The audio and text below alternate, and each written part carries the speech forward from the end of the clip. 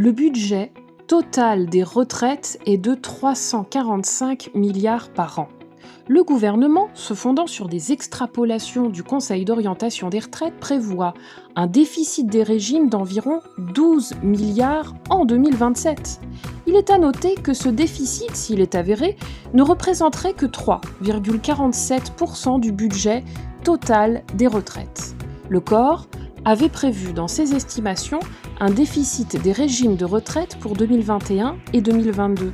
Or, les régimes ont été excédentaires en 2021 avec 990 millions d'euros et de 3,2 milliards d'euros en 2022.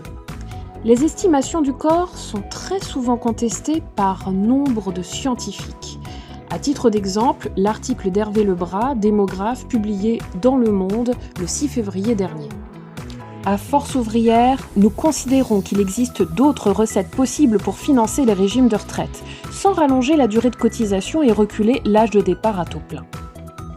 Sous vos yeux, vous avez un tableau avec le budget total des retraites, le déficit temporaire des retraites après 2027, nous ne sommes même pas sûrs qu'il existe, la fraude fiscale, l'estimation basse à 80 milliards, l'augmentation de la fortune des milliardaires français par an depuis 2020, soit 100 milliards, les cadeaux récents aux riches comme l'ISF, la flat tax, la taxe d'habitation, les niches fiscales qui sont à 16 milliards, les cadeaux récents aux grandes entreprises, la baisse des impôts de production et des bénéfices à 20 milliards, et enfin, les exonérations de cotisations sociales et fiscales à 75 milliards.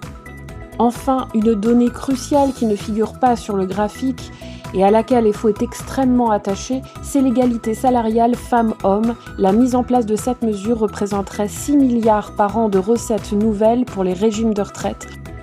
Ce tableau explique pourquoi on se bat et pourquoi le 7 mars, on bloquera tout. Merci de votre attention.